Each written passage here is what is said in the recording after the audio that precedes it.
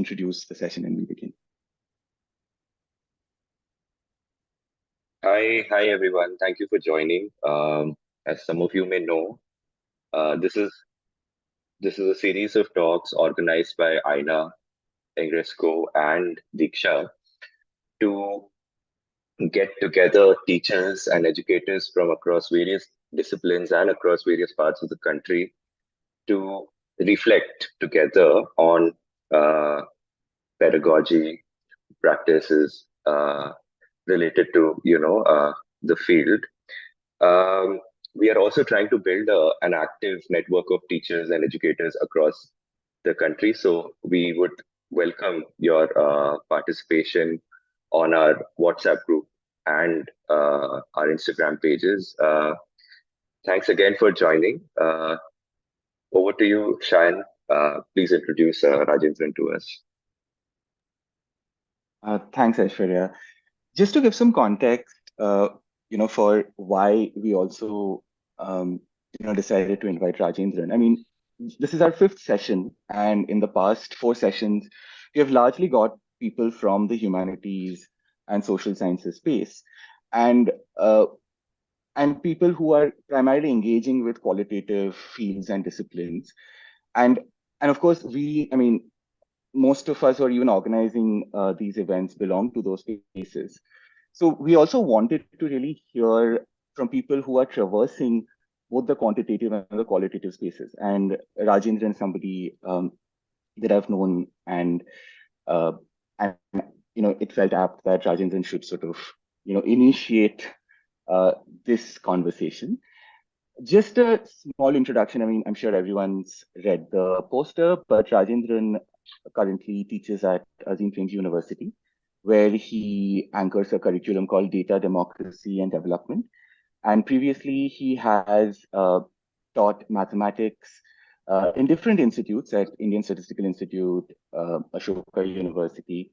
And he's engaged with national campaigns that promote constitutional values, human rights, right to work, and food. And Rajendran is interested in demystifying economics and in understanding what the proliferation of data and over-reliance on technological processes mean for citizenship and participatory democracy. So over to you, Rajendran. We are looking forward to hearing you. In terms of the format of the session, Rajendran is going to speak for the next 40 minutes or so. And after that, we will have a wider discussion, and we encourage people to share their reflections, comments. It doesn't just have to be a Q&A. We'd like to hear from everybody about their practice. So that's how it's going to be. So I'll pause now, and Rajendran, please go ahead. Thank you so much, Shayan, Aishwarya, and the Aina team overall for giving me this opportunity. I have actually never really had a chance to discuss pedagogy ever in a formal kind of platform. It's always been something that you do trial and error, you take for granted, and then you keep tweaking it. But I think this is an important initiative for many of us who are in this broad space to actually reflect a little bit on how do we go about it. What worked and what doesn't work, and more often than not, what doesn't work is actually very critical for us to take a step back and think about everything. Before I continue, I have one question: is how many people feel I should speak in the language? I'm thinking, should it be English or Hindi? How do we go about it? Should we have a quick poll to say if English is okay?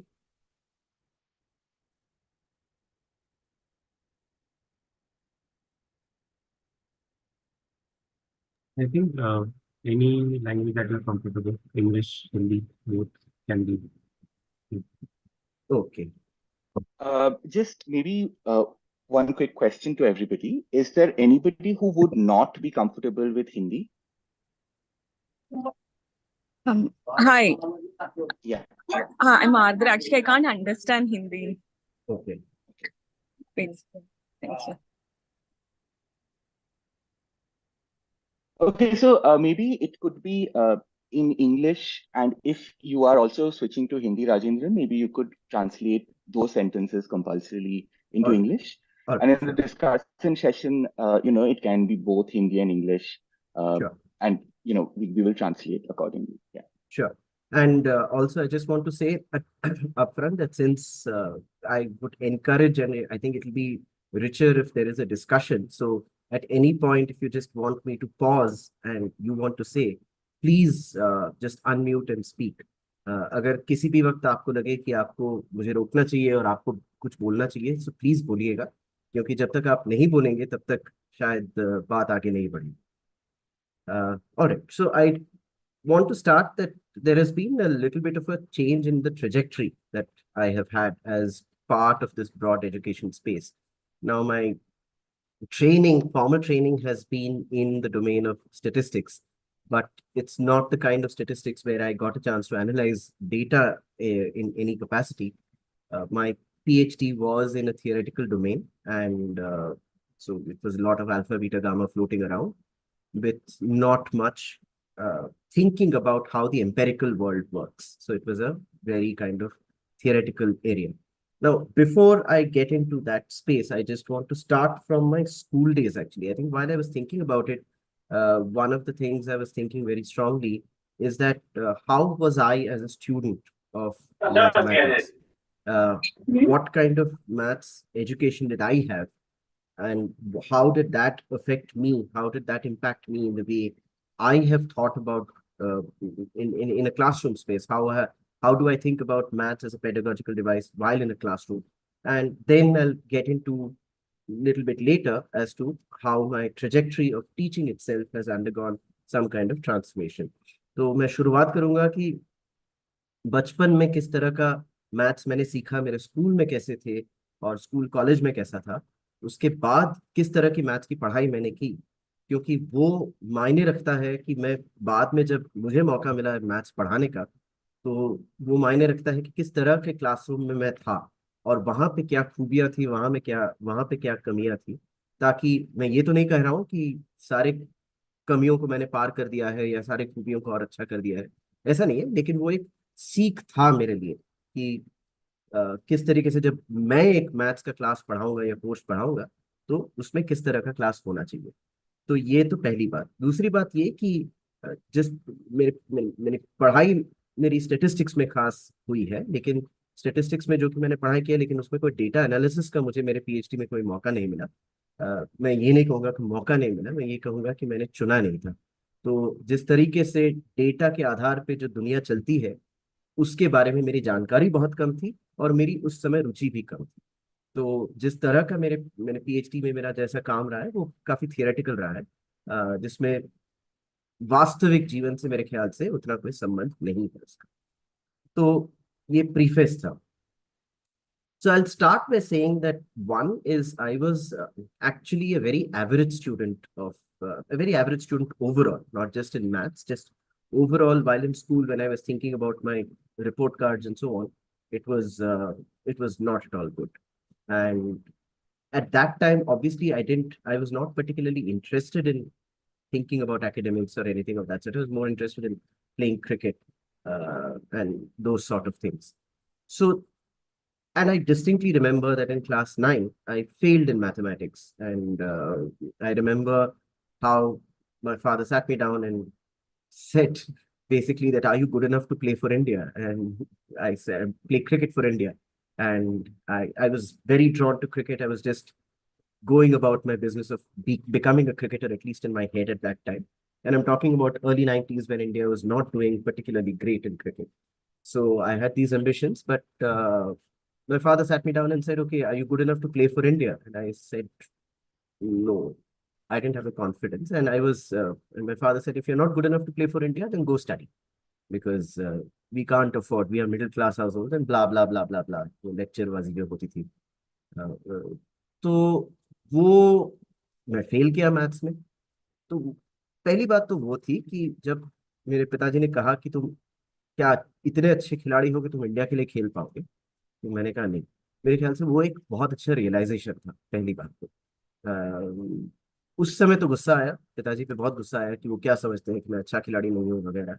लेकिन बाद में पता चला कि नहीं वो ठीक ही कह रहे थे. So initially, I had a lot of anger and resentment about the decision of quitting cricket and getting into studies. What studies I don't know at that time, but getting into studies. But I think on hindsight, I think it was a very good decision. I was not good enough to even play for maybe the state. So that's one thing. The other thing is uh, the way maths was taught in my school. Now, I distinctly remember that one of my maths teachers in class 9, he was brutal. Okay, he would insult if a person was not able to do anything in the class, he would just go on about insulting that person. And in a way, for some of us, it was more of a joke that, oh, this is how it works, because we didn't know anything better. Because for us, the world of learning meant either you're insulted or you're good. So there were only this kind of binary learning process. And what that did was it decimated the interest in a lot of people. A lot of people just completely, not that they were bad per se, but it just kills your interest in the subject to learn. कि अच्छा अगर कुछ भी करूं, अगर मुझे सिर्फ ताने ही पड़ रहे हैं, मैं तो फिर सीखने की मेरी क्षमता ही चली जाती है, मेरे सीखने का मन सा ही चले जाता है. So it kind of had a very polarizing effect on my class. And for some weird reason, we would laugh. We would laugh about it at that time. We didn't think of it as some major, we didn't think of it as it's bad pedagogy. We didn't think of it at all. And in a weird way, I continued with, I started liking the subject despite the insults. Now, what happened was that I was curious to know how things work, especially in maths. I was not good at it, and I maintain that statement till today, that I have never been good in maths. It's just that I've been extremely curious about it. I wanted to know why things work, and not just about maths, but about everything else, whether it was history, whether it's geography, whatever. So I think curiosity was very fundamental, not necessarily the ability. The other thing that I would say that worked in my favor was my perseverance with the subject. Two things that really kind of pushed me along through my learning process was the perseverance कि अरे समझ में नहीं आ रहा है तो बैठ के करो, आज नहीं तो कल आ ही जाएगा. तो 3 घंटा लगे, 4 घंटा लगे, 5 घंटा लगे, उसके पीछे लगे. तो वो जो एक परसिवियरेंस है और एक रुचि है कि जानने की कि क्यों ऐसा है, तो ये दो चीजें मैं कहूँगा कि मेरे लिए काम किया है जब मैंने मैथ्स की पढ़ाई की. तो मैं अंडर ग्रेजुएट की बात कर रहा हूँ या फिर पोस्ट ग्रेजुएट या उसके बाद पीएचडी, इस पूरे दौरान जो जो जो जो मेरा सफर रहा है, इस पूरे दौरान ये एक चीज जो कांस्टेंट रहा है, एबिलिटी या क्षमता मेरे में. वो इनेट, कुछ लोग कहते हैं ना कि हाँ मैं बहुत 30 मार खा हूँ मैथ्स में, मैं रामानुजन हूँ, वैसा सब तो बिल्कुल ही नहीं था. So this was a very important process because I realized that struggle is the most important part of learning. It's not about some extreme smartness. Yes, there were people in my class, in my own school, and later on in college, and later on in my master's and PhD, throughout every place that I've been in. One of the things I've seen is that there were exceptional students around me. There were people who actually, the kind of stories you hear about mathematicians, वो कौन से Good Will Hunting अगर आपने वो film देखी होगी, या फिर ब्यूटीफुल माइंड अगर फिल्म देखी होगी, या फिर रामानुजन के बारे में जो फिल्म आई थी वो देखी होगी, तो उन सब फिल्मों में जिस तरीके से मैथमेटिशियंस को दिखाया जाता है कि अच्छा ये तो बैठे हैं और उनको अचानक से सब कुछ समझ में आ जाता है, सब कुछ बिल्कुल फ्लैश होता है उनके दिमाग में. कुछ लोग ऐसे थे, ऐसा नहीं कहूंगा कि ऐसे लोग नहीं थे. There were people like that who were exceptional in the subject. Now, one of the things that I think was very critical for me as a person who's going through the journey of learning maths was that, okay, I'm not that. It's just like the fact that when I was playing cricket, I realized I was not a Mohammad Azharuddin. I could not play for India. At that time, Azhar was big. So I was not Mohammad Azharuddin. But इसका ये मतलब नहीं है कि मैं cricket नहीं खेलूँ. I was not a character from from Goodwill Hunting or Ramanujan or any such big mathematicians. But that doesn't mean I won't play. That doesn't mean I won't do maths. So I think that distinction between wanting to be exceptional in something versus wanting to learn. I think I would say I'm very fortunate that I was able to distinguish between these two very early on, because ये खास करके ये जो distinction है ये maths के लिए बहुत जरूरी हो जाता है, क्योंकि एक आपके क्लास में हो, आपके टीचर्स हो, आपके घर पे हो, सब जगह ये बोलते हैं कि अच्छा ये बहुत स्मार्ट है क्योंकि ये मैथ्स में अच्छा नंबर लाता है।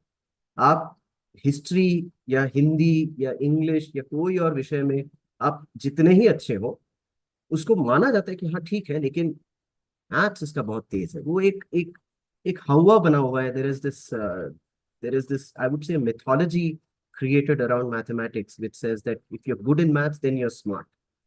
The other way, the converse of that is not necessarily true. If you're smart, the fact that you need not be good in maths, that is not accepted, or that is not widely recognized at a school college level. But so I think because of this fact, because this fact is so ingrained in our in many parts of our society, this was very important for me to realize. And for some strange reason, I think it was the friend circle, I think it was some a teacher I had, I would say, I would definitely recall this particular professor of mine from college, St. Xavier's College. His name is Indranil Da. Indranil, Calcutta, St. Xavier's College, Calcutta. I remember Indranil Da was particularly, and Amit Da, Ghosh, Professor Ghosh and Indranil Da. Two people I remember had, they were very nonchalant about the way they went about teaching. They didn't carry a chip on their shoulder that, oh, look, I'm such a brilliant mathematician or brilliant teacher. They were interested in the student learning. They were interested in teaching in a manner which doesn't isolate or alienate people. So I think that was very critical early on, to have encountered a person like Indranil Da and Professor Ghosh, Amit Da.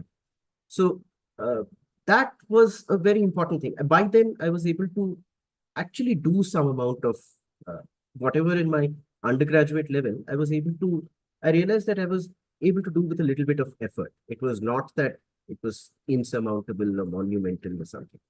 But this kind of an environment that they created in the classroom helped me to actually discover the beauty and the joy of the subject. And I would say it's as beautiful as any other subject.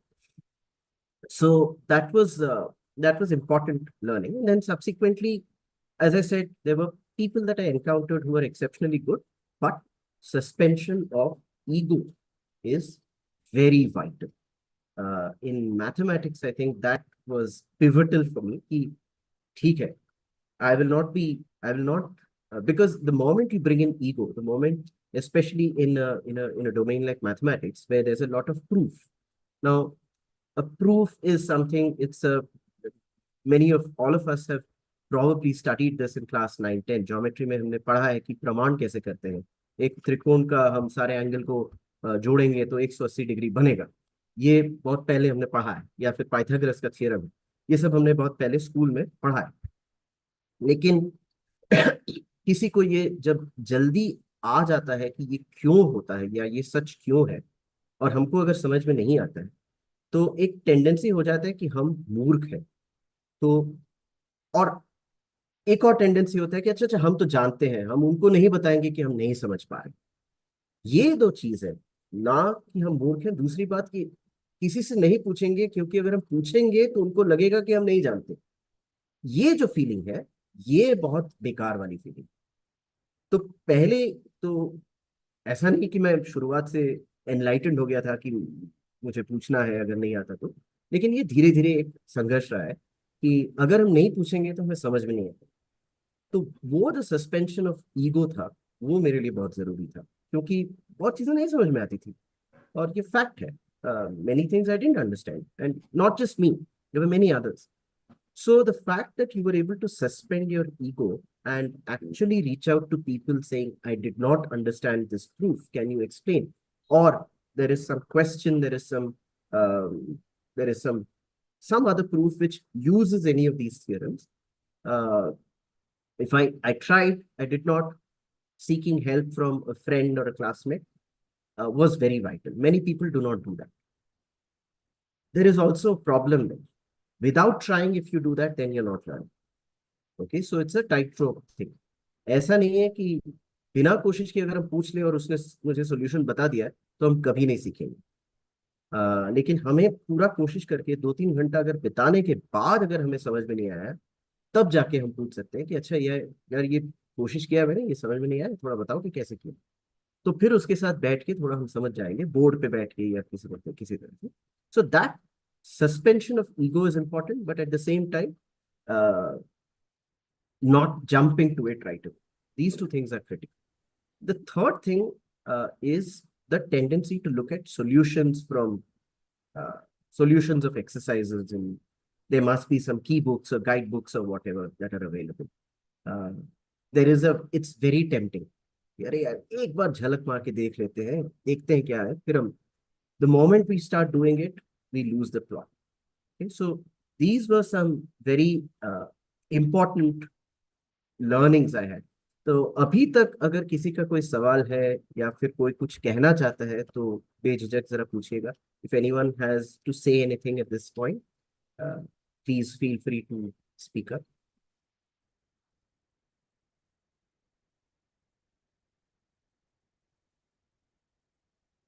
Hi, if I can just add one thing. Yes, please. I was reflecting on while you were talking. So this culture of shame is something that all of us can relate to in the Indian culture, right? Like in our own schooling experiences, especially people who've been weak in math, the narrative has always been that you're not intelligent enough. You lack somewhere in logical thinking, which really does something to you and your self-esteem from a very young age.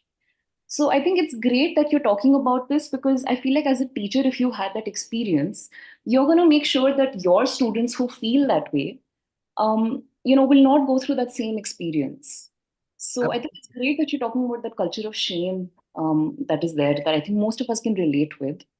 And the fact that it's such a fixed mindset that most of us have, that you're either good at math or you're bad at math. But it's actually such a growth mindset thing, right? Like if you put in effort, if you are given a chance to explore different solutions, you'll get to it. So I think these are two very important points that you're bringing up about math education that not enough people, I think, talk about. Yeah, I think this is thank you. I mean, this is something that has been very central to my learning because of this whole shaming culture that exists with maths. And I hope I don't do that in my classes. I hope I don't. But that has remained in my head. When I teach any mathematical topic, I should ensure that I don't get into this business. That's where empathy comes in. Now, why does a person, if I say it is obvious, and there is a very common thing among some mathematicians who end up saying, "Oh, it is obvious." It is obvious. Now, why is it obvious? It's not obvious to me. It is obvious to you because you see it. Fine, great, good for you. But it would help if that obvious of I think the word is obviousness. I don't know, but if that obviousness को थोड़ा हम खुल के बोले कि यार ये obvious क्यों है, वो बहुत जरूरी है क्योंकि starting points of people are very different. Okay, and that we never acknowledge.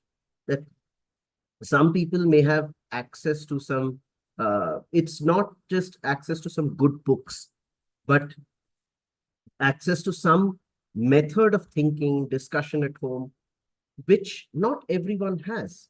So I think the fact that there are differential starting points needs to be acknowledged. And that's true regardless of the subject. And it's more so with maths because of this whole association of smartness that is there with the subject. Vidisha has raised her hand. Yes, Vidisha? I think Am I audible? yes, yes. Hi, Rajendra. This is Vidisha. So, yes, I'll also start with a little anecdote of mine. So, I actually pursued pure science till class 10, 12.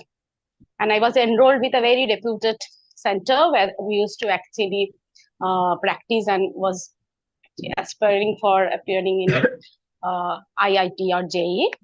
And there was a teacher, and after that I quit. So I left science forever, and then I pursued literature, and I have been an English teacher for last 8 years.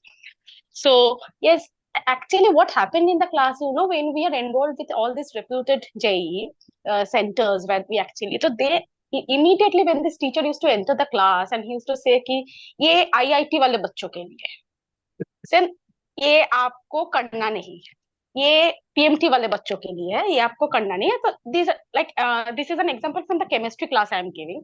So ऐसा पहले ही अगर teacher बोल दे तो जो हम लोग जो बच्चे हैं, तो धीरे धीरे हम लोग का क्या हाल हुआ कि हम लोग पीछे जाते रहे. तो पहले वो आके ही वैसे क्लास बैठाते ही थे वैसे कि पहला रो में IIT वाले बच्चे जो IIT एस्पिरेंट्स है वो बैठेंगे, फिर JEE वाले बैठेंगे, फिर वेस्ट बंगाल, क्योंकि मैं वेस्ट बंगाल से हूँ तो वेस्ट बंगाल के जो जॉइंट एंट्रेंस वाले एग्जाम होंगे तो वैसे. सो yes, I also can connect to what you are saying, that this segregation, and that's done from the end of a teacher, and then I became a teacher for last 8 years. I have been a teacher for last 8 years. So वो जो segregation हम लोग being an educator कर देते हैं शुरुआत से, तो I think that is also a very important thing to be acknowledged, the role of the educator in that part. It's because mathematics and all the other science subject has always been a subject of fear and failure. Yeah. So yeah, and we have always learned that the teacher makes you fall in love with the subject. So yeah, role of educator also I think has to be very important, and it has to be acknowledged कि कौन सा parameters में हम लोग को भी काम करना चाहिए. How to address the class and the classroom environment and the learning culture is very important in this regard. I just wanted to add because I could also connect to my old school days, and I have always given this example in my class so that उससे मुझे लगता था कि मेरे जैसे भी जो बच्चे हैं जो शायद सोच रहे हैं कि साइंस छोड़ देंगे आगे जाके क्योंकि टीचर से कनेक्ट नहीं हो पा रहा है या सब्जेक्ट से कनेक्ट नहीं हो रहा है, वो लोग के लिए शायद एक कंफर्टेबल स्पेस हो जाए कि ठीक है मैम भी अगर फेल की हुई तो शायद हम लोग भी कर पाएंगे. क्योंकि एज अ टीचर हम लोग का एक मन में आ जाता है ना कि हम अपना फेलियर बोलेंगे तो बच्चे के लिए हमारे लिए the respect will go down for the teacher कि ma'am couldn't pass in chemistry at one point of time.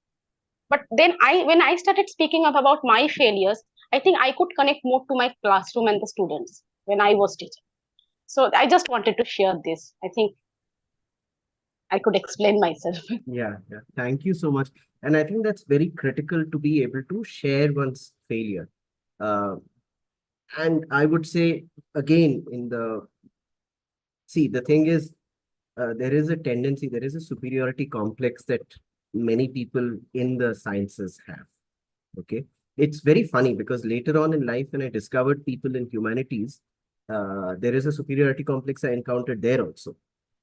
So I see superiority complex in a very interesting fashion that the sciences people, the maths and physics people, many of them think, अरे यार ये लोग तो humanities वाले हैं, इनके लिए तो सब कुछ सब्जेक्टिव है, ऑब्जेक्टिवली सोच ही नहीं पाते ये लोग क्या जानते हैं दुनिया के बारे में. और ह्यूमैनिटीज वाले उल्टे तरफ सोचते हैं कि अरे यार ये लोग तो इंजीनियर्स हैं, फिजिक्स है, मैथ्स है, इनके लिए तो सब कुछ इक्वेशन से सॉल्व होता है, ये दुनिया के बारे में क्या जानते हैं. So it's very, for me it's comical, एक तरह से एक हास्य की बात है कि दोनों इतना, it shows how our academic spaces are so distinct that there is no conversation. एक फिजिसिस्ट या एक मैथमेटिशियन और एक हिस्टोरियन में दोस्ती नहीं होती क्योंकि वो लोग अपने अपने दुनिया में रहते हैं, अपने अपने आइवरी टावर में जीते हैं. तो ये एक बहुत गलती है. Just to add to Vidisha's point, I think it's very critical for us to recount our failures in classroom, and not just failures, fallibility कि मैं गलत कर रहा हूँ. और कभी कभी ये भी एक pedagogical device हो सकता है कि you intentionally make a mistake while writing on the board. Okay, you get confused on the board, and it's fine. It's totally fine, and it's very important for a person teaching mathematics in a diverse kind of classroom to be able to for the students to see confusion. That okay, it's not God gifted. People get confused. So वो तो मैंने भी ये किया है कई जगह पे. एक दो बार मुझे पता है कि फ्लो क्या है, लेकिन मैं जानबूझ के वहां पे कंफ्यूज हो गया. वो एक तरह का एक नाटक हो गया वहां पे, अरे यार ये इसके बाद क्या करना है, I don't see how to go about it, and then you pause there for about 3-4 minutes, and then students suddenly get excited in the class कि अच्छा ये confusion है, maybe I can help. So some student starts vocalizing, saying maybe try this approach, maybe try that approach, and you try. It's okay, it doesn't work, it doesn't work, that's fine. But the fact is, there are people that encourages people to speak out and try out and voice their alternate paths to where you're stuck. I think that process is very critical. At least you know what paths not to take, and that becomes very vital in mathematics. वो बहुत जरूरी हो जाता है maths में कि कभी कभार ऐसे होता है कि पढ़ाते पढ़ाते मैं जानबूझ के अटक जाता था कि अरे यार इसके बाद आगे कैसे जाना है, इसके इसके बाद का अगला स्टेप तो मुझे नहीं आ रहा है। तो वहीं पे अगर आप 2-3 मिनट रुके तो फिर आप देखेंगे कि क्लास के कुछ लोग खुद बात करना शुरू कर देते हैं, बोलते हैं कि अच्छा नहीं शायद ये अप्रोच ट्राई कीजिए या ये अप्रोच ट्राई कीजिए, शायद वो काम नहीं करे, कोई बात नहीं, लेकिन कम से कम दो चीज उससे ये निकलता है कि एक कि स्टूडेंट्स बोल सकते हैं क्लास में, ऐसा नहीं है कि एक तरफा बात चल रहा है। दूसरा है कि कम से कम हमें पता है कि कौन से दिशा में नहीं जाना है, ये दिशा में जाने से हम यहाँ पे अटक जाएंगे, वो बहुत जरूरी एक सीख है। सो ये दोनों चीज मेरे ख्याल से इनकॉर्पोरेट करना चाहिए, जिस विदिशा के पॉइंट को ऐड करते हुए कि एक चीज है कि there are so in maths, what I would say, there are broadly, my experience again is while going through any kind of course, there are broadly some conceptual aspect in a proof. Let's say I'm focusing on proofs because what we learn in maths till class 9-10 is very different from the kind of maths that we do in undergrad or later. And I'm using maths and statistics, all those kind of quantitative disciplines together, and I'm calling it maths here. Especially there's a lot of emphasis on proofs कि एक statement है, उस statement में आपने 3-4 चीजें बोली है। मैं सिंपल पाइथागोरस थ्योरम में लेता हूँ, ठीक है, जो मेरे ख्याल से काफी लोग वाकिफ होंगे उससे, कि एक there is a right angle triangle, उसमें square of the hypotenuse is equal to the square of the base plus square of the perpendicular. ये स्टेटमेंट ऑफ अ थ्योरम है। Now and there are more advanced versions of these kind of theorems that exist in various domains in mathematics and statistics and all those subjects later. One important way to think about these is that, and there are different types of proving things. Okay, there are constructive proofs. It says, okay, start from the beginning, build one by one. There is another method of proof called proof by contrapositive. I'm not getting there, but just to, for the sake of completeness, I'm stating it here. And there is another method of proof called proof by contradiction. And there is a fourth method called mathematical induction, which works on very specific settings. Now, effectively in mathematics, there are just these 4 types of proof. और कोई नहीं, बस ये 4 method of proof. और जब हम कुछ proof कर रहे हैं तो हमको ट्रायल एंड एरर से हमें सोचना है कि पहले हम डायरेक्ट कंस्ट्रक्टिव मेथड से शुरू करें, कि प्रूफ बाय कॉन्ट्रडिक्शन से शुरू करें, कि कुछ और से शुरू करें। तो हम फंसेंगे तो फिर वहां से निकलेंगे, फिर निकल के हम दूसरा अप्रोच ट्राई करेंगे। तो इसी तरह से मैथ्स का सारा प्रूफ पूरी दुनिया में यही, मोटे तौर पे अगर देखें तो ये 4 मेथड में ही सिमट जाता है पूरा चीज। अब जब प्रूफ हो भी जाता है, मान लीजिए कि मैंने एक प्रूफ किया क्लास, मैंने मतलब किसी ने भी बोर्ड में एक कॉम्प्लिकेटेड प्रूफ किया। अब बोर्ड में करने के बाद जो सबसे मेरे ख्याल से एक अहम बात है कि जो थियरम के स्टेटमेंट में अगर मान लीजिए 3 चीजें लिखी है कि अगर ये राइट एंगल ट्रायंगल है तो square of the base plus square of the perpendicular is equal to the square of the hypotenuse. तो ये जो बात है कि हमें हर जब प्रूफ में 3-4 स्टेटमेंट्स है, फिर हमें उसका एस्टैब्लिश करना पड़ेगा। तो प्रूफ करने के बाद एक अच्छा तरीका जो मेरे ख्याल से एक अच्छा तरीका हो सकता है वो कि आप प्रूफ के एक स्टेटमेंट को हटा दीजिए, एक अजम्पशन जो है उसको हटा दीजिए। अब देखिए कि प्रूफ कहाँ टूट जाता है। So what I'm trying to say is any theorem will have 3-4 assumptions on the basis of which the theorem will hold. Now, once you prove the entire theorem, it will help if we say, what if this assumption is removed? Where does the theorem not hold? Which step do I encounter that the proof of the theorem fails? So that helps us understand that, okay, this particular assumption is critical. If I remove this assumption, then the proof of the theorem fails. And it's important for students when they are proving to try and pick out each of these pieces. Just completely think of it like a jigsaw puzzle. कि इसको हटा दें तो फिर puzzle नहीं बैठेगा. तो इस तरीके से जब हम proceed करेंगे तो हमें proof का पूरा समझ में आएगा कि ये proof hold क्यों करता है. ये तो एक बात. Now, this is where the process of the pedagogical process becomes important. Not just go to the board and blindly write down the proof. Okay, that doesn't help. That these days any student can figure out, go to hundreds of resources and figure out. The real interesting thing comes in what happens, what can you do in a classroom which you can't do elsewhere. Okay? So break it down and remove the assumptions one by one and see what happens. Now, the other thing which I have tried, and I again, these are all attempts, I'm not saying these are all successful attempts, is अगर मान लीजिए एक हफ्ते में अगर 3 घंटे का class है, 4 घंटे का क्लास है, तो 3 घंटे के क्लास में कॉन्सेप्चुअल डिवाइसेस बिल्ड करेंगे और 1 घंटा सिर्फ रिजर्व रहेगा problem solving based on those conceptual devices. और ये प्रॉब्लम सॉल्विंग पहले उनको एक प्रॉब्लम शीट दिया जाएगा 1 week in advance or some time in advance. If there is a class of 4 hours in a week, 3 hours spent on the conceptual aspects of the topic, 1 hour should be spent on problem solving.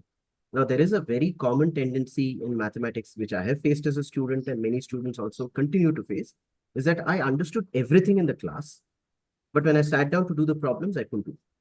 This is extremely common. You speak to anyone, many of them will say that. So why does this happen? कि अगर मुझे class में सब कुछ समझ आया तो problem क्यों नहीं कर पा रहा? क्योंकि वो एक स्किल, वो ऐसा नहीं है कि क्लास में मुझे प्रूफ समझ में आया, ठीक है. Will I be able to reconstruct the proof on my own without looking at my notes? That's one. May not always be possible. Or in fact, I would go to the extent of saying very rarely possible. Okay, that's where the beauty of the teacher comes in, where the teacher makes you feel in a class that I understood everything. Okay, a good teacher tends to do that, makes it look very effortless and very easy. It's like Kishore Kumar singing a song, makes it look like, oh, or Bade Ghulam Ali Khan Sahab singing a song and makes it look like, oh, it's very simple. But only when we start emulating that, we realize, oh God, okay, it's not as simple as it sounds. So sometimes even the sound is very complex and we know beforehand that it's not, so we need practice. So a lot of this boils down to, this is what I call muscle memory. कि अगर वो class के notes को हम खुद से वापस घर पे जाके लिखें, reproduce करें, हम वहां पे अटकेंगे, we will get stuck. And the points where we get stuck, if we are able to spend time circumventing it, that is where the true learning is. The true learning actually doesn't happen in the classroom. The true learning happens with what you take outside and sit with yourself. And that's where problem solving becomes very critical. Because in a problem solving scenario, you're using the conceptual devices learned in class, and then you're using it to see, okay, which conceptual idea will work for this particular problem. Okay, so this is something that I find an important, not that I'm unique in this, many people do this. This is a very useful device for people to learn. Now, again, there is one thing that I find is has worked is you have to create an environment of ease in the classroom. भाई ये कोई जादू नहीं है, maths is not magic. It's like anything else, like whether it is music, whether it is history, whether it is football, doesn't matter what it is. It's like anything else. You need to train for it. Okay, and certain skills will emerge in the classroom while doing the problems. So one way is you give the problem set in advance, maybe a week's time, and then have a dedicated slot where the problem set will be discussed in the classroom. And the discussion will happen by calling students to the board to solve it. नहीं कर पाए तो कोई बड़ी बात नहीं, ठीक है, that's okay. लेकिन कम से कम स्टूडेंट्स को पहले अगर उनको पता होगा कि हमें बोर्ड में बुलाया जाएगा और हमें कम से कम दिखाना पड़ेगा कि हमने कोशिश किया। अगर तुम कोशिश ही करके नहीं आए तो वो अलग बात, बट अगर तुमने कोशिश किया और तुम अटक गए कहीं पे, वो तुम दिखाओ बोर्ड पे, कहाँ तक पहुंचे वो दिखाओ तुम। और वहां पे क्लास में जो बाकी लोग हैं उनकी साझेदारी, उनका सपोर्ट वहां पे बहुत यूजफुल होता है। So if I am go call to the board, I say that, okay, I proceeded halfway, but I couldn't go beyond that. Okay. Then there would be other people in the classroom who would say that maybe try this, maybe try this. And then there's a collective way in which one problem is solved. So I think that's very important from a learning perspective, that maths is a collective endeavor. It's not an individual brilliance. There could be an individual brilliant person somewhere, that's fine. But more often than not, it's a collective process. Okay. Shayan, sorry if I'm exceeding my time limit of what I had said. That's totally all right. I think we also discussed a little in between, so it's okay. So, okay. So just as a one pedagogical process which I found very useful for maths in a classroom is the how you manage the board. Okay. It sounds very small and simple, but it makes a huge difference. So one of the first things as a maths teacher that I have learned through good teachers and bad teachers over years is how they manage boards. Okay. So start right at the beginning, dividing the board into 4 columns and go column by column. And then once you finish all the columns of the board, once the board is filled with things, then you pause and then you start erasing one by one. Even the erasure should be done one by one and not all at once. So this might sound very silly and stupid, but it makes a huge difference in a maths classroom, and I can assure you that. So writing down this kind of column way, managing the board effectively, humor in a classroom is vital, because maths बहुत भारी subject है. अगर हम 1 घंटे की class में अगर हम पूरा टाइम अगर सिर्फ हम अल्फा बीटा गामा डेल्टा ही करते रहेंगे तो सब सो जाएंगे, चाहे जितने भी वो रुचि वाले हो, चाहे जितने भी इंटरेस्टेड हो, तो वो तो सो जाएंगे या फिर स्विच ऑफ हो जाएंगे. तो हर 10-12 मिनट में पॉज करके कुछ हल्का सा कुछ बातचीत करना बहुत जरूरी है. किसी का, sorry, I'm not seeing the questions. Maybe there are some questions here or comments. I just Yeah. So should I read them out? yeah. So I think there are some questions that have come in even before Chanchal had put down a comment that if there's a woman, they might get intimidated by students. And Saloni has asked, do you see any gender-based learning difference in the classrooms? And I think this is something that people obviously talk a lot about. So yeah. Very hard. This gender-based differences I do see, but gender intersected with I would say class also plays a role. I've seen that in India by a wide margin there is historically there is an emphasis. Obviously, women don't get the same kind of learning opportunities in school that men do. There is no two ways about it. Even now, in most households, if there is a work chore to be done, if there is a boy and a girl, chances are the girl will do it and the boy will just sit and do nothing and play video games. That's the reality. Now, you do see that playing out in classrooms. You do see, and it's not the learning ability per se, but more a confidence question.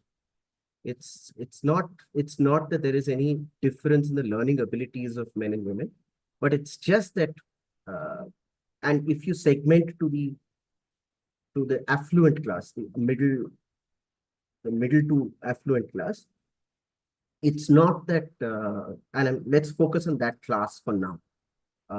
In that class segment, and obviously there are intersections with caste also there, but in that particular segment, I would say that it's not that there is any change or difference in the ability. Even access to resources might be similar to both men and women. Even the emphasis on who will do work, who will not do work at home might be similar. Even under those conditions, the chances are that women tend to be less confident about their mathematical abilities than men. That is something I have noticed, and that needs a lot of pushing, that needs attention, that needs care. It's just a question of confidence building, nothing else. In that particular segment I'm talking about, when everything else is the same. Yeah, girls are generally, that is one thing that needs to be handled, and that's why it's very good that there is so much of emphasis on women in STEM these days. And see, I think this is a very important phenomenon, not just restricted to maths. Okay, it's also, that's why if you what do you call it? If you look at the axis of caste as well, okay, you look at the axis of rural urban, look at the axis of English language ability, non-English language ability, cut it, splice it by any axis, you will see there is a difference between men and women. Okay, and you will see a difference in along that axis too, even along men, along the axis of rural urban, men along the axis of English non-English, men on the axis of caste. You will see the same kind of thing playing out depending on what axis you choose to see. And my one reason why I feel that happens is because there are not many people before you to look at. अगर आप historically अगर देखेंगे तो कितने आपके सब, how many women, let's say, are prominent in the world of mathematics as role models? Most of the teachers are men in most places. Most of the so-called popular, famous people in that world are men. So if women don't see that there are women who are successful doing this, if there is more of that, let me rephrase it. If there are more women in positions of power, in positions of success doing this, then I think that will be a huge boost to the confidence that, okay, there are people like me who are doing it, so I can do it. So this people like me is a very, it's very hard to quantify, and that's very important. Who constitutes people like me? Okay, that's very individual. And the more there are people like me, the more there is confidence that I can do it. And that people like me could be an Adivasi student in a class, a male Adivasi student in a class. People like me could be some maybe child of a construction laborer. Doesn't matter what it is. But are there people like me or people like me who are doing this as a profession, as a vocation, are categorized, quote unquote, as successful? That will play a huge role. And I think we need to take conscious steps in that direction. We are nowhere near where we should be. But I must say that in my PhD cohort, the majority of them there were more women in my PhD cohort, and that was great to see that. There are more questions. Yeah, there are a bunch of questions. Also, I think we would love to hear more voices. So if any of you want to share any reflections, from your experience, or any comments that you have, or any ideas that have been generated. Just one question, I think, how do you, these two are, I think, related questions. How do you make sure that muscle memory does not translate to rote memory? And the second is, if students are understanding well in class but are unable to apply it later, what are some quick and small checks that can be done in the classroom to remediate this? Are there some case-based assessments post the lesson, for instance, you found useful, or organic ways of checking for application? If not, So the muscle and rote is a very important distinction. Memory plays a huge role in maths. Okay, there is no doubting that fact. Memory does play a role because while you're proving something, you need to be able to recall, connect that. If you're doing something in geometry, you might be able to recall something from calculus that might be useful here. So memory does play a role.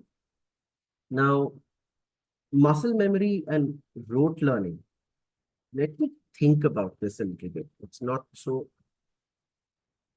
I have some vague ideas in my head as to what constitutes muscle memory and what constitutes rote memory.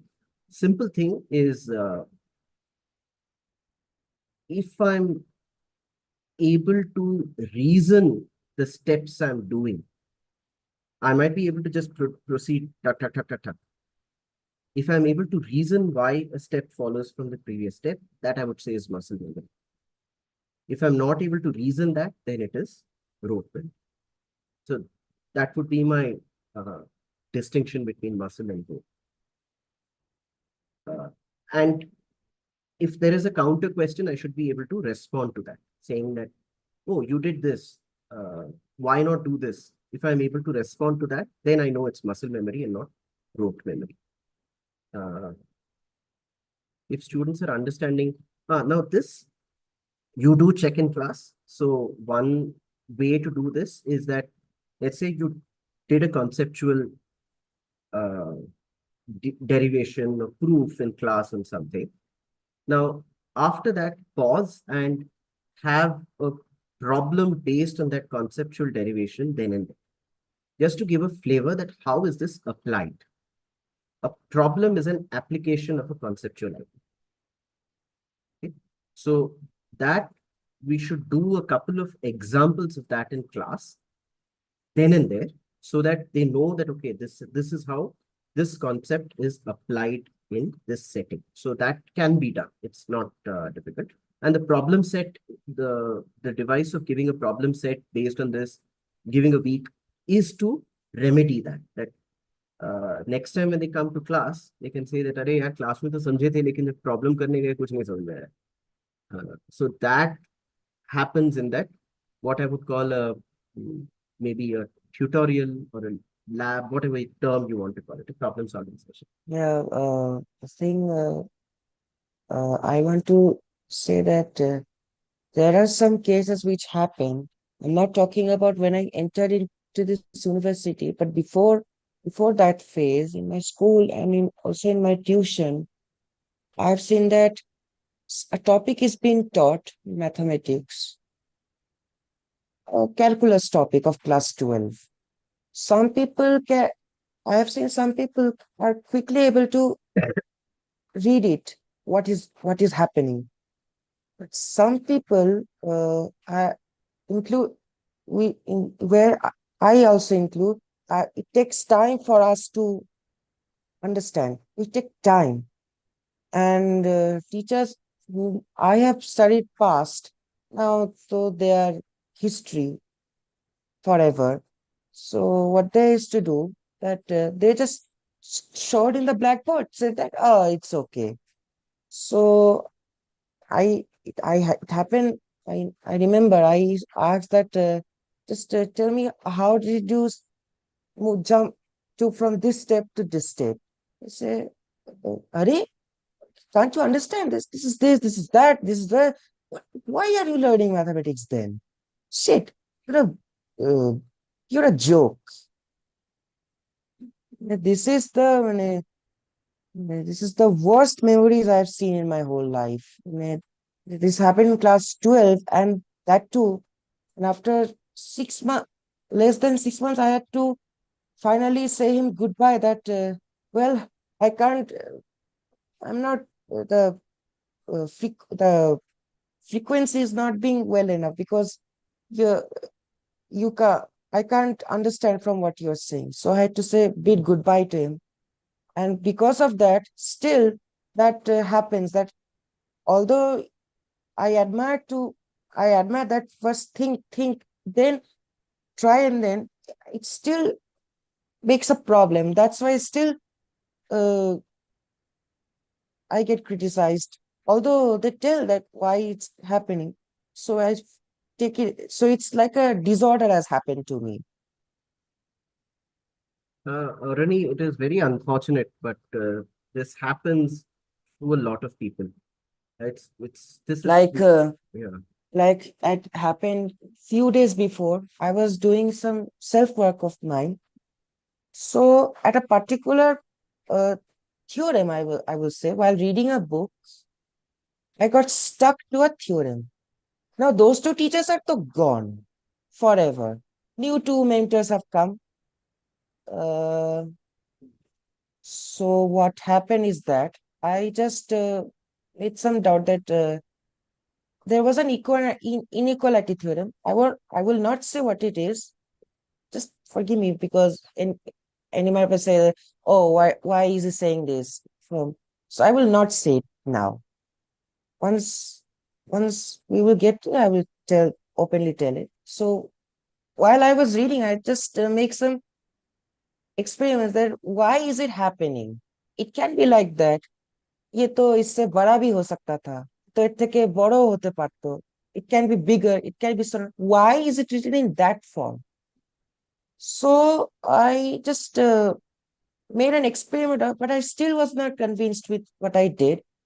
So then finally I had no option but to I had no option but to ask her, because I also went to many sites and there was already, it was going out of my hand. So I need someone who will make it easy for me to understand why he has written in this manner, why this mathematician has written in this style.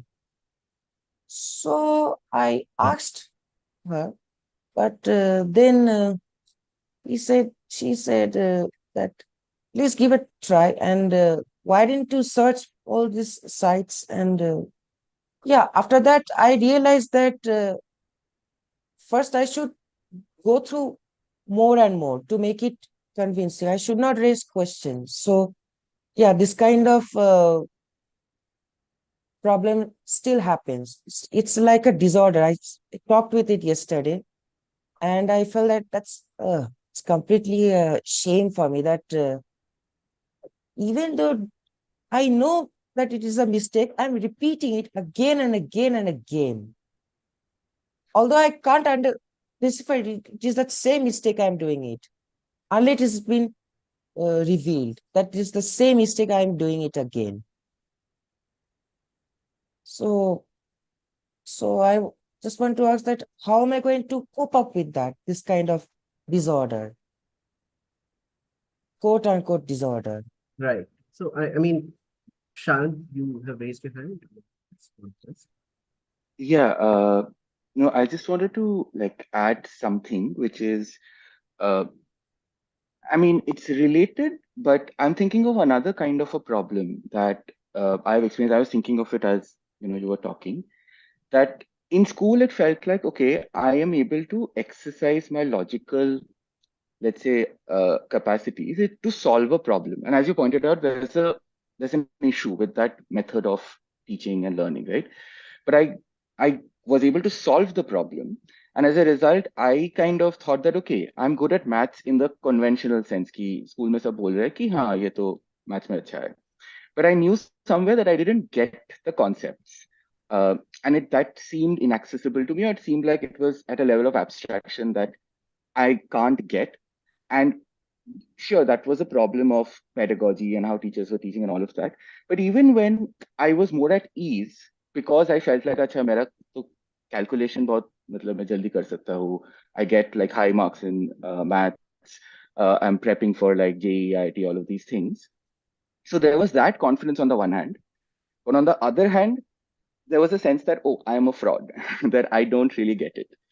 And I'm wondering, like, where do you think that problem comes from? And because I feel like it's not just, I mean, it's partly a problem of teaching, but it's also perhaps it has something to do with like textbooks and assessment systems and so on. And wanted to, yeah, hear your thoughts on that. Yeah.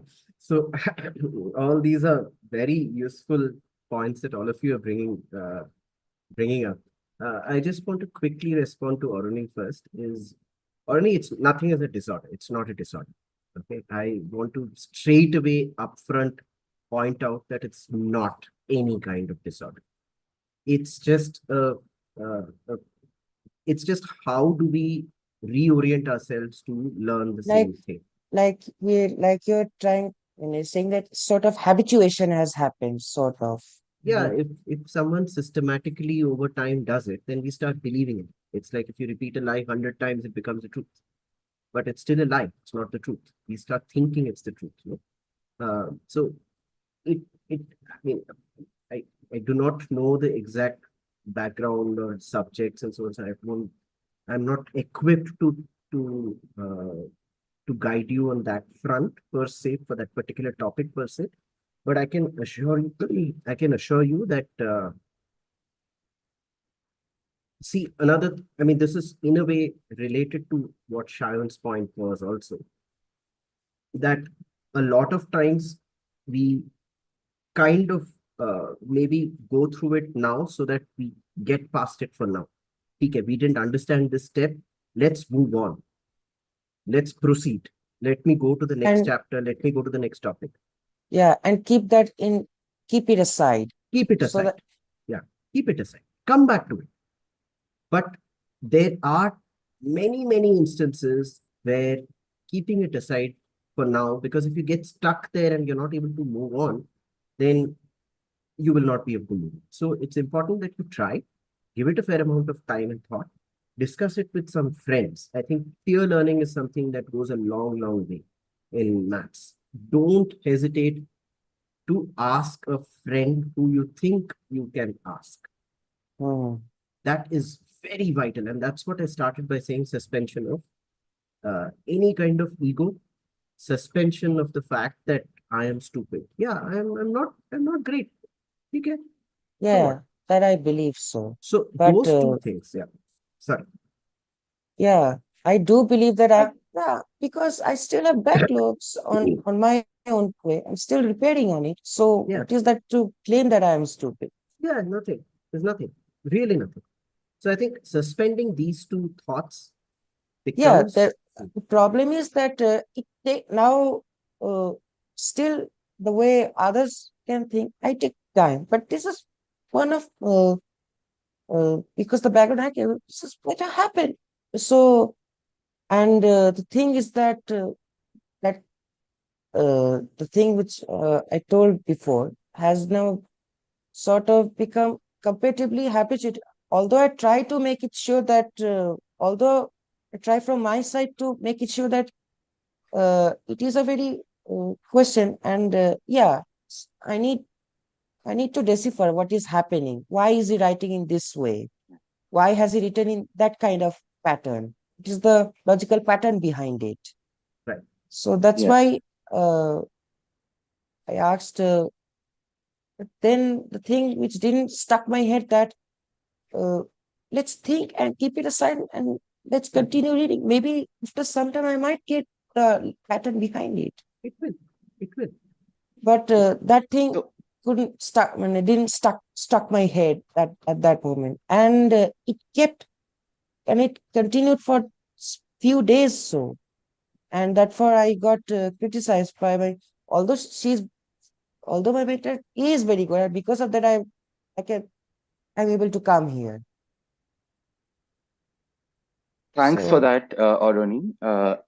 Could we ask if do others have any sort of reflections at this point?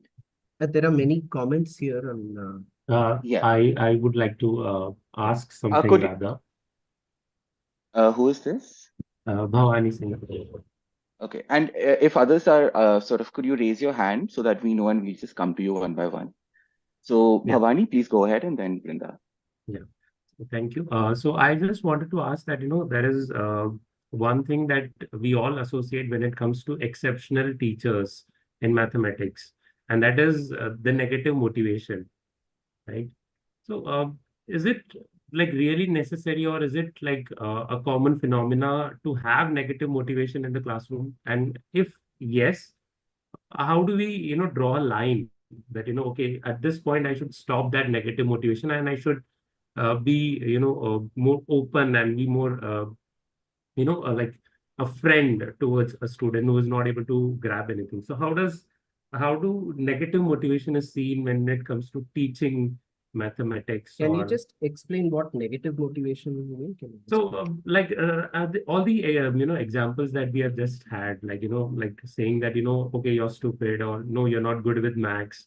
So all these things, can they sometimes, or for some people, work as a negative motivation, like motivate them to do good? Because I we have doubt. seen Sorry. some exceptional teachers.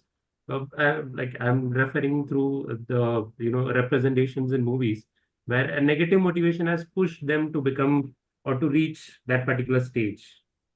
So does that work really? No, I am not a fan of this approach at all. I do, I think being strict is important.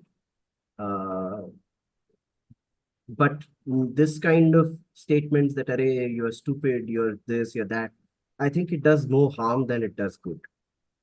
So since I have seen both of them, and I can speak for myself as to, I have been in classrooms where I've had teachers who say stupid, buddhu, tumse kuch nahi ho payega, to uddare habe na, whatever, different languages, different ways in which people would say. There are other people who would say that, who would not discourage you in this kind of a blatant, brutal manner. They would be strict if you don't try. And I have been reprimanded and even punished for not trying, not doing it, not attempting. But that is, I think, okay. But not to say you cannot do it. I think that's useless. Yeah. Even Arani, we'll also- come back. Let's sort of hear others if that's okay for now. No, I said that is true. That this is true. Thank you. Thank you. Vrinda, and if there are others, please raise your hand and we can take maybe 2-3 questions together. Yeah, Vrinda. Yeah, so I have more of a reflection followed by a question, which is I'm thinking of हम बचपन में भी और अभी भी maths को perceive कैसे करते थे. तो इंटिमिडेटिंग वगैरह तो वो क्लासरूम एक्सपीरियंस में सामने आता था. तो either it's intimidating or you're feeling a sense of superiority, and I think I've alternated between the two. And gender based reasons उसके अलग होते थे.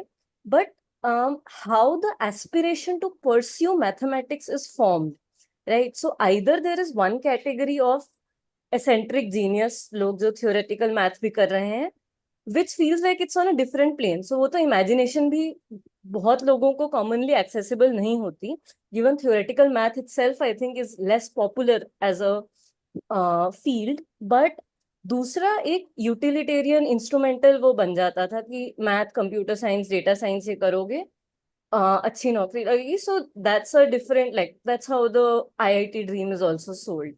But about, like, I'm comparing it to other disciplines and the kind of perceptions associated with it that lead to certain kinds of aspiration. तो मैंने literature पढ़ा शुरू में, like undergrad में, एंड लिटरेचर का कॉमन परसेप्शन एक ये हुआ करता था, एक एस्थेटिक प्रेफरेंस है ना ये, कि you can romanticise the discipline, कि वो मैं पेड़ के नीचे बैठ के पोएम लिखूंगी एंड या पढ़ूंगी. But there is a certain, like that's how the self identification with the discipline happens then. Or with more social sciences, so like right now I'm in educational studies and there is a clear importance I assign to it, so there is a social relevance to the discipline.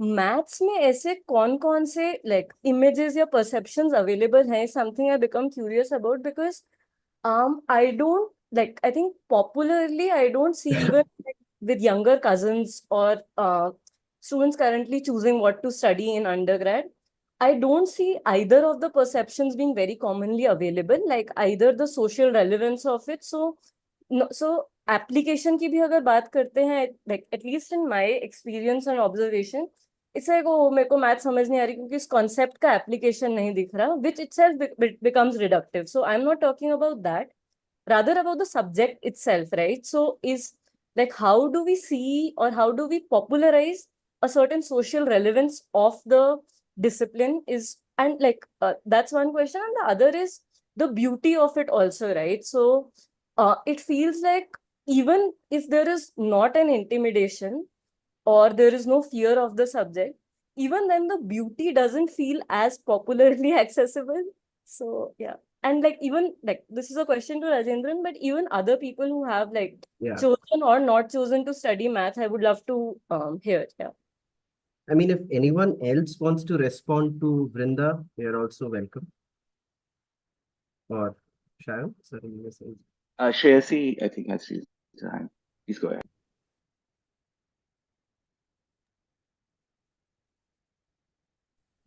Shreyasi, would you? I can't hear you. Yeah, I just want to add on to what Brinda said. Actually, I have also written that question in the chat box. So I was actually asking you how to make this subject more beautiful in the junior sections, because especially from grade 3 to 5, because when we are in undergrads and when we are doing post graduation in mathematics, then we are almost sorted. We know, we already have in our mind that we want to pursue this subject, and we already knew the reasons for why we want to pursue this subject. But I really want to focus on the foundational years. It's when actually as a child my interest for the subject might grow or might actually not grow. So this can be the two binary opposites, right? Okay, I can like the subject or I can at least dislike the subject. So how can we make mathematics more real life oriented and application based in this particular foundational years? Because that's when our interest for any subjects actually starts to develop.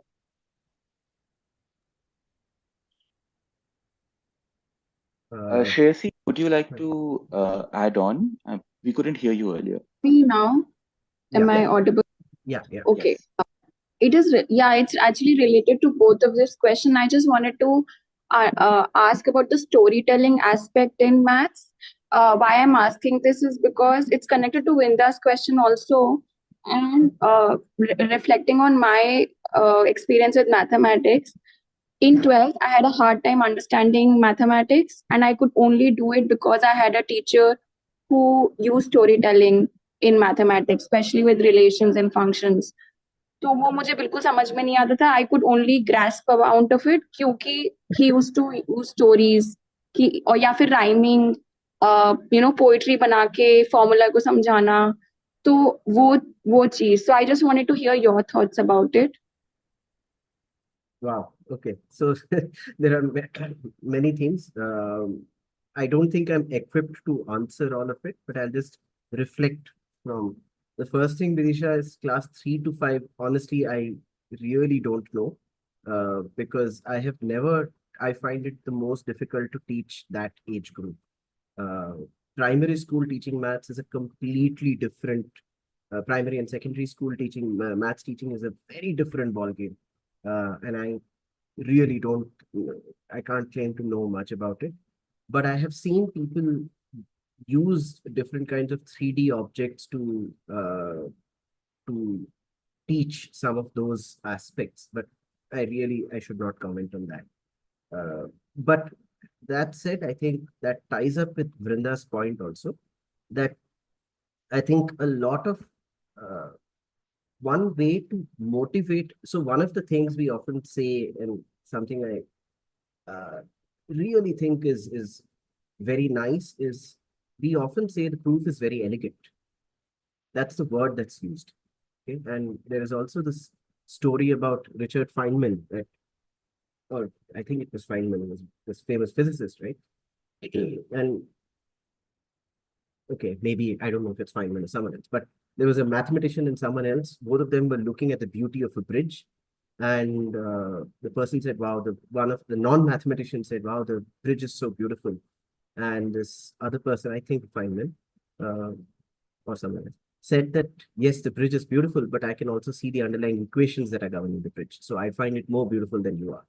So it's maybe a little cocky on the part of the mathematician or whoever that was to say that, but it's beauty is the hardest thing to explain. I think once when we do a proof, and I have experienced it, so I can say for sure that when I've actually understood how a proof works and used it to prove something else, when I proved my own result for the first time during a PhD when I had my first proof.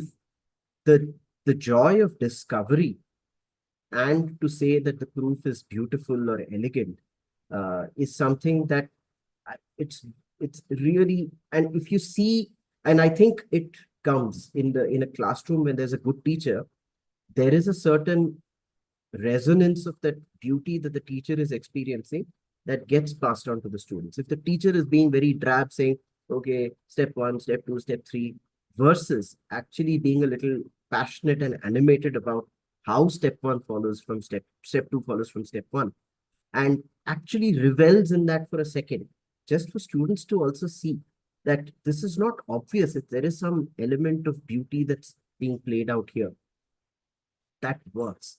And students will also start seeing beauty in it. And trust me, there's a lot of beauty in proofs.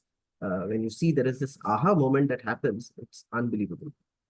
I often think of maths teaching or going through the process similar to solving a mystery novel.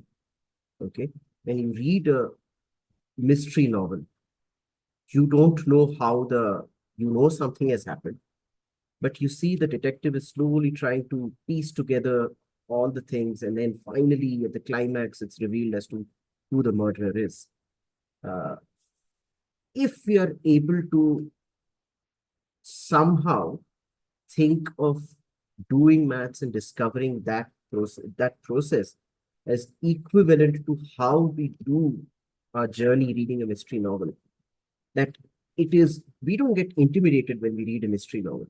We are curious. Why does that happen with mystery and why not with maths? Can we connect the two in some way? Now, I don't have an answer, but it's an analogy we should play with more, right from the beginning. Coming to the application side, and I think there are hundreds of applications, thousands of applications around us. And what needs to be communicated is not specifically how this topic that you're doing will have an application or not. That is pointless. That is not important. What is important is this process. Okay, we are learning, let's say I'll take the example of this branch of mathematics called number theory. Okay, number theory is this: can you take a really large number and find all the factors of that number? Like if you take the number 10, 2 and 5 are factors of the number 10. You know that 10 can be factorized. But if I take a very large number with some 82 digits, how do you know that the number can be factorized, right? Now, those kind of, that entire branch, when people worked on it, maybe throughout history, there was no immediate application that many of them were thinking about. The applications emerged later. Today, we are able to do online transactions with ease. Today, we have a password. Today, we have bank transaction. I transfer money to you through Google Pay, it reaches to you instantly. This thing didn't happen in isolation. It has been built over a huge body of mathematical work that has taken us to this point. The fact that a bridge stands today, we know that a bridge stands today.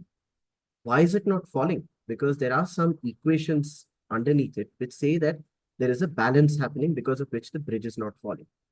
Now, those equations may be called, in maths, you might call them a form of something called partial differential equations or something. Now, in order to understand that, okay, this bridge is standing, the fact that you're able to do online transactions, the fact that today we are able to use Google Maps to go from place A to place B, all this would not have happened had there not been rigorous mathematics done over the years. And it's incremental. It's not that one thing just is straight away taken and applied. It's all incremental, slowly. It's building on top of it. So I think motivating these things to say that everything that we see around us today, I can safely say that there is some mathematical system governing the entire process. And you ask people to, in the class, you say, tell me some daily phenomena that we encounter. You can relate it to maths, relate it to an application.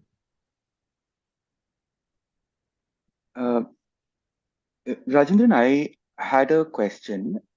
related, I think this is something that's in the poster, so I'm sure others would also be curious about it, because, all that you talked about today, about maths teaching and our approaches to mathematics, how do they inform or play out in the work you're doing currently when you are, talking about data, democracy, and development? Right. So I didn't even get to that aspect. I'm sorry about that. That's the beauty of maths. You get lost in it. Now, yeah. So over the years, there's been a big shift. I've not taught a maths course per se in some time now. But my engagement has largely been with various kinds of rural social policies, with different kinds of campaigns on different kinds of rights-based activities. So when you're dealing with different kinds of rights, there is obviously you're closely working with a lot of very well-meaning activists. You're closely working with some well-meaning government officials. You want some policies to function. Now, when you want those policies to function, activists have the right questions. They have the right, many of them, they are hardened people. They know exactly what they're talking about. But it helps to be a bridge between academia and activism. And I'm trying to I'm one of the many members who are part of this bridge between academia and activism. And it's a plus point and a minus point. Minus point because activists think I'm an academic and academics think I'm an activist. So it's this kind of crisis of who you are exists.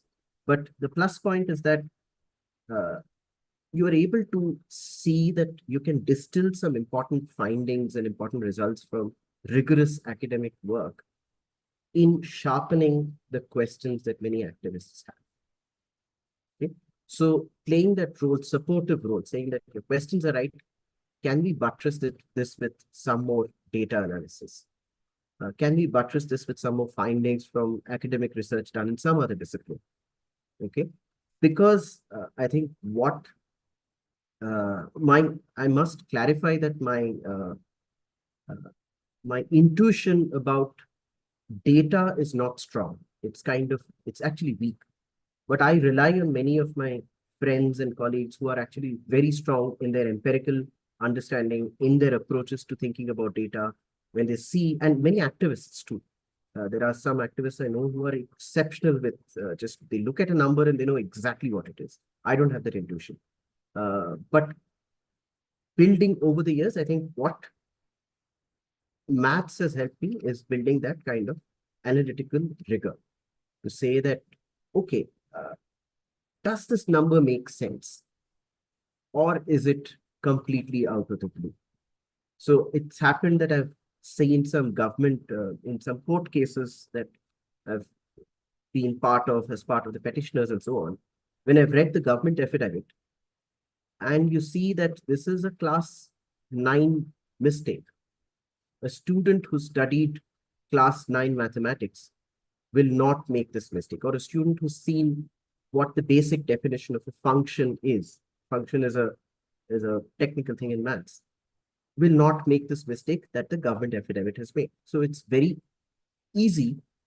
If you have that kind of training, it's easy for you to debunk and demystify those things and to say that this doesn't work. So the maths training has been incredibly helpful because of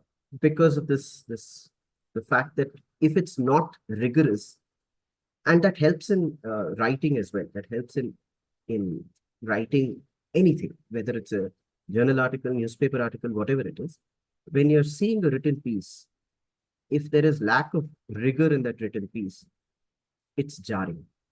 You see, okay, and it can happen to my own writing also. Even I have written something where I know because I was hard pressed for time, I've sent it. But later on, I reflect on it, saying, this is badly written because I don't substantiate. I claim something, I don't substantiate it. So that process of substantiating claims, this entire training of mathematics comes. I'm not saying it's important or it's necessary to do it, but if there is maths training, it helps. That's all. I mean, there are some more aspects in as far as pedagogical, I'm talking about the experience from a practitioner's perspective there, but from the pedagogical perspective, I think when I'm teaching the kind of courses I'm teaching now, there is a lot of reading involved, reading of papers with a lot of English language, a lot of jargon. Now, the challenge in teaching any of these kind of courses is that there is reliance on English language, which maths was great at, because there's no, in a way, it is equally difficult or equally easy for every person who has not had experience with English language. Whereas the courses I teach now, unfortunately, the readings are in English, so felicity with English language helps. But what the flexibility of these kind of courses is the kind of assessments I'm able to do.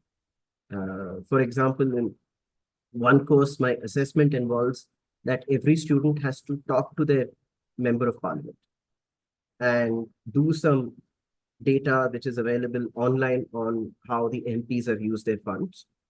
Talk to someone in the MP's office, put together jointly, combine your data work with your questions that you've asked your MP, put it together and submit an assignment. And that's a great, I think every student has enjoyed. It's very irritating because you're trying to reach the MP, you're not able to reach it. Finally, you're able to reach an MP and doing it. But at the end, my sense is students have come back and said it's a great exercise because I never knew that my MP was reachable. So the fact that an MP is accountable to you, you can do that using an assignment in a classroom. That's a great thing. Students have to file RTIs. That holds them in good stead for life, because now you know, okay, there is a specific reason you have to file an RTI. You learn the nitty-gritties of it.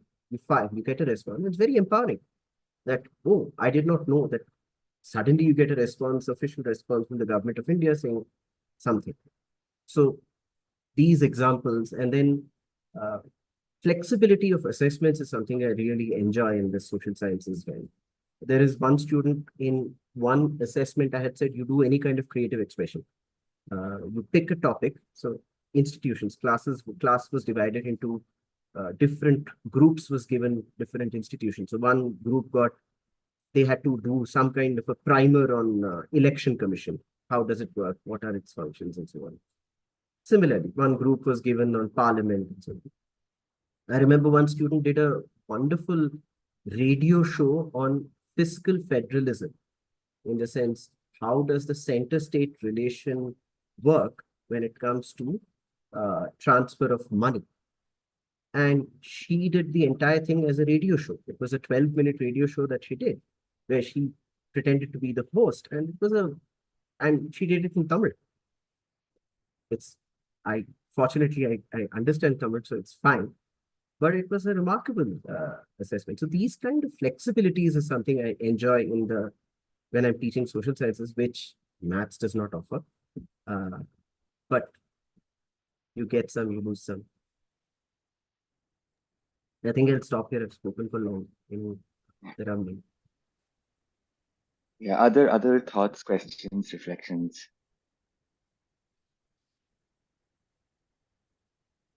There's one question by Vidisha. There are some questions that I think have not been addressed. So I think there was one question on David is not here anymore, but how do you see the use of computational and visualization tools? Yeah, this is great actually. I think one thing that's was not available in when I was learning is these kind of visual aids. Now I see that there is I know one YouTube channel called one blue brown or blue one brown or something. It's so beautiful. It's just the kind of linear algebra theorems that I learned on pen and paper. I had to visualize what spaces we are talking about, and they do it so beautifully. So I think it's great to be able to use them.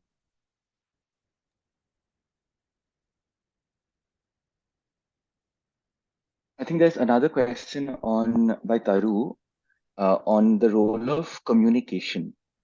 and how often mathematical teachers don't have skills in mathematical communication. I just have an added sort of question to that. Like, do you think that requires a separate kind of training?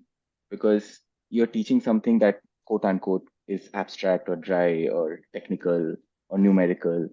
So, yeah, curious about. I don't think it requires, I think some people are naturally interested in teaching and some are not.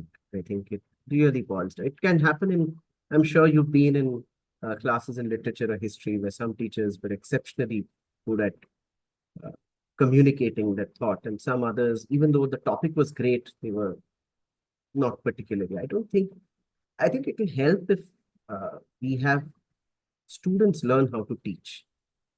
That's something we don't do enough in our classes. If we can have classes where students do the presentation of a topic, they teach a topic, let it be in groups, but if they do it, then that builds a culture and way. And I think something that's not done enough is just three students sitting together and going to the board and saying, let's do this together. Simple thing. One doesn't have to do any fancy. Just doing that is excellent. That's how we used to do it together. I think a small addition to that, which is something I've enjoyed both like as a student always through school and masters also, has been this like peer teaching learning thing, right? Because both the suspension of ego, how it happens in like this safe, fun way almost, right? Like you can feel stupid, joke around about it and move on also. Precisely. Yeah, and also the like that reasoning, right? Because I think classrooms don't provide enough space to articulate your reasoning process. Yeah. And like friend groups really do, like especially if it's like not hierarchies, but there are different levels of understanding present. So yeah. That's very important. I think I'm not saying one should remove banter from learning. It's critical. अरे यार तू कितना ढक्कन है तेरे को ये भी नहीं समझ में आया. If I'm able to tell this to a friend, or a friend is telling me, that's very different versus a teacher saying you're stupid. I think the two things need to be distinguished.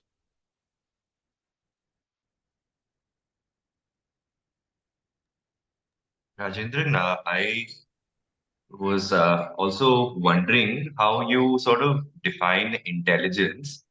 And uh, I'll tell you where I'm coming from. So, my my basis of understanding intelligence has been my own sort of reflecting on my own academic journey also. And I was very good at maths. And like, I mean, when I say also good at maths, I mean NCRT, it was easy to like do it. I didn't, of course, I required tuitions and extra support and stuff, but I scored well. And it's also that kind of link with my father. My father was good at maths and so on, whatever. And when I came to humanities out of rebellion for, against my father, I I also faced this kind of distance between other people in the sort of setup, the humanities people, I mean, you have a fair share of understanding how they sort of conceive intelligence. And I always felt that there is uh, a great sort of a knot of class, caste, like the construction in what sort of informs this idea of intelligence. And I always thought that I will cater to that student who has a capacity for, this creative thinking without any sort of context or, pre-required reading or whatever, who comes to class and, shines and so on and so forth. So I try to facilitate that. But now listening to you, I mean, that also has sort of, gone into a kind of like a disarray, this whole conception, because you're saying that struggle is very important. So then, I mean, you're shifting the locus to the student who actually tries, who sort of struggles and chooses to be in that kind of position of, vulnerability or, the basic, like, the position of struggle, which is not a great place. So how, I mean, if you could just like, say more about what intelligence is and who's your intelligent student, how do you see intelligence in a student? Very hard, Aishwarya, to actually, again, for all the progress made in the world of quantitative disciplines, I am loath to the idea of IQ. So I am not a fan of IQ. But I think it's a very important question that what would constitute the parameters of intelligence? Now, again, there is so much of conditioning involved. So much of starting points are so different for so many people. So it's Correct, yeah. impossible to come up with one metric to say, or one framework to say that, oh, this is intelligence and this is not. Now, I'll give you an example, right? So there are many people who are, I'm sure all of us have encountered. We are buying vegetables or something in a marketplace, and there is, let's say, a woman who's selling vegetables. She has absolutely no literacy. And there are many people I know. She has not gone to any formal school. She can't read or write. But she is rapid fire quick in arithmetic, right? You say you bought something, she's doing 650 grams into 32 rupees, all that multiplication. You will pull out a calculator and do it. But she is saying, okay, you gave me 500, this is your change. Now, how did she build it? It's intelligence. It's raw intelligence. And this kind of raw intelligence exists amongst all of us. Some of us have an earlier exposure to varying sophistication to mold this raw intelligence into something. But that's again, it's an accident of birth, I would say. So there are certain things. The reason I'm laying so much emphasis on struggle is it's like any other domain. Okay, when the struggle is, okay, this is what I have in front of me. What can I come up with based on what limited tools I have in my armory? Can I do something? Okay. And some people, again, may not be able to do anything because of lack of confidence, because of conditioning. Now, that's where I think the role of the facilitator comes in, to say that, okay, recognize that this is where it's a question of confidence. It's a question of conditioning. Nudge slightly in that direction. And that nudging may take various forms. Nudging may take just sitting with that student and saying, okay, let's see where we are. And just patiently letting the student do it. And I think that works. Letting the student give a little more time and space for that student works. So I think it's hard. I understand where you're coming from, but it's I mean, because I also see that woman who's selling vegetables also, her intelligence is also can be a consequence of her conditioning, where she had to learn to do maths quickly, and that's where I was asking, that's where I came from, that if we reduce it to conditioning, like this notion of intelligence, then we also lose out on this whole empowering business, which is a teacher recognizing your intelligence and then sort of, like you said, nudging or uh, nudging towards a student towards that sort of direction and making them realize how intelligent they are, which only the teacher can at that moment see. And that's vital. I think, again, I'll go back to, I have benefited from this kind of nudging from Indranil, the person I was telling you. Two things I remember from my undergrad, which happened many years ago when I had head full of hair at Aishwarya. So I remember that distinctly. One was one class, he just came. He said, today I'm not going to teach you anything. Okay, I'm just going to, in the board, he went on and he just said some kind of open kind of problems. Not very well defined, but open, thematic, just think aloud. And it was free and fair game. There is no grades associated with it. So I was also thinking aloud. And one such thinking aloud, he said, I'm very surprised because this in literature is called so and so thing. I don't know how you thought about it. I said, Yeah. so just that kind of open field one day made a lot of difference to me. I suddenly started feeling, oh, I can actually think, which I never thought I could. Yeah. And the same person, he gave an incredibly difficult exam once, very hard exam. And the moment I saw the question paper, I knew that, okay, it's so hard that I have nothing to lose. So anything I do is a bonus. Okay, that helped.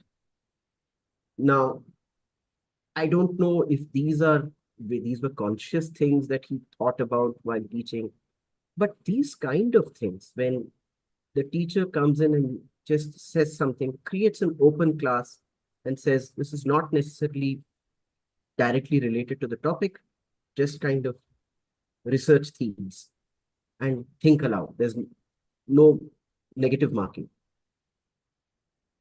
I think it's a great way to spot the kind of things that you're talking about, to nudge in the right direction. All right. Thank you, Rajendran. I mean, I just want to like re-emphasize this point, which made a huge impact today on me. That struggle is the most important bit about learning, and also, I mean, I would like to thank you because most of the times when I used to introduce, pedagogy talks, I would say that we are initiating a critical reflection on pedagogy and so on and so forth. And aaj ke talk ke baad, actually a lot of people jumped in and they reflected with you in this moment. And I could see that sort of, coming, to life. And it was brilliant. So, thank you so much, from the bottom of my heart. This was a really, really, beautiful experience for me today listening to you. That's very, very generous of you. Thank you. I echo the feeling. Thank you, Rajendran, for this wonderful session. And yeah, I think there are things that all of us are reflecting on and will continue reflecting on. But I think, I mean, this is personal, but I used to love maths in the sense I found that it was exciting. It held some exciting possibility. And of course, I was good at it in terms of whatever good meant in school. But yeah, I just like completely moved away from it, right? And it's always one of those things that you feel like, okay, I wish I could have engaged with it more. I wish it was taught better. And I think this session and a lot of what you said, because you embody them or you engage with these ways of thinking about maths. I mean, it's leaving us with some hope about how we can think more about maths teaching. And yeah, so thank you so much, Rajendran. Thanks, Jack. And thank you, everybody. I mean, those who are still on the call. We'll also share this video and the YouTube link over email. Yeah. And I think there was a question on my teachers. I'll just mention their names here.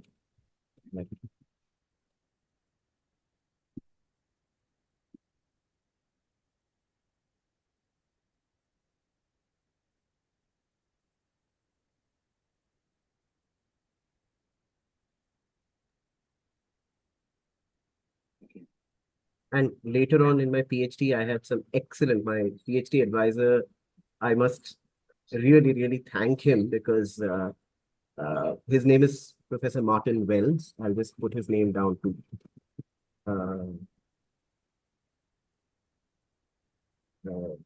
Because Marty, as I would call him, really gave me that kind of flexibility and openness to explore different areas of the subject. My PhD started with something and ended with something else. And he gave me I would not have survived had it not been Marty's friendship and the camaraderie and the openness he shared about just the joy of discovering and learning. He said, I don't know about this topic, but if you want, we can learn it together. So go ahead, please. That kind of approach that Marty gave me was, I would say, very, very fortunate. I was very lucky. So thanks, Marty. Thank you, Rajendran. Thank you, everybody. It's been wonderful.